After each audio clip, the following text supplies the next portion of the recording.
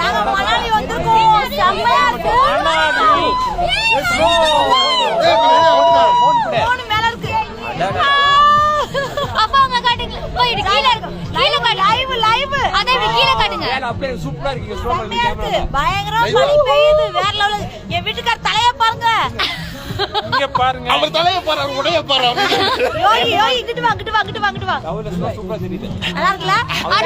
அவர் தலைய பாரு. ஒரே ஐயோ, இதெல்லாம் வாழ்க்கையில நடக்குமான்னு நினைச்சனே. நடந்துருச்சு. எல்லாருமே நல்லா இருக்கணும். என்னைய மாதிரி வாழ்க்கையில கஷ்டப்பட்ட எல்லாருமே நல்லபடியா இருக்கணும்.